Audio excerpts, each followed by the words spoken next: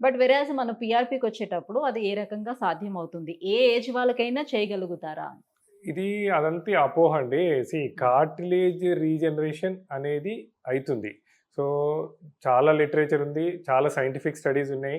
And scientific studies conducted by చాలా అంటే whether not only in India, యూఎస్‌లో, యూకేలో, జర్మనీలో there are lot of publications ఉన్నాయి. సైంటిఫిక్ స్టడీస్ ఉన్నాయి. హ్మ్. పేషెంట్ ఇనీషియల్‌గా వచ్చినప్పుడు ఒక ఎంఆర్ఐ చేయటము.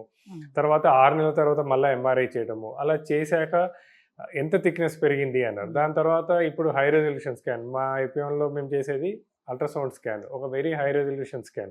చాలా చిన్న చిన్న సెంటర్స్‌లో ఏంటంటే కాస్ట్ ఎఫెక్టివ్‌నెస్ కోసం అని చెప్పేసి ఇంప్రాపర్ కిట్స్ యూజ్ చేయడం మొదలుపెట్టారు. ఓకే. అందుకోసమనే ఈ ప్రాబ్లము, ఇందుకే ఈ అపోహలు. కానీ ఓకే. దాన్ని కరెక్ట్‌గా క్వాంటిఫై చేసుకొని మనం ఎఫ్‌డీఏ అప్రూవ్డ్ కిట్స్ యూజ్ చేసి టెంపరేచర్ కంట్రోల్డ్ పీఆర్‌పీ మెషిన్స్ అంటే సెంట్రిఫ్యూజ్ మెషిన్స్ యూజ్ చేసుకొని హ్మ్. దాన్ని ఎగ్జాక్ట్‌గా ఇమేజ్ గైడెడ్‌గా ఎక్కడైతే ప్రాబ్లమ్ ఉందో అక్కడ డిపాజిట్ చేసినట్టయితే చాలా బాగా పనిచేస్తుంది. కార్టిలేజ్ థిక్‌నెస్ తప్పకుండా పెరుగుతుందండి.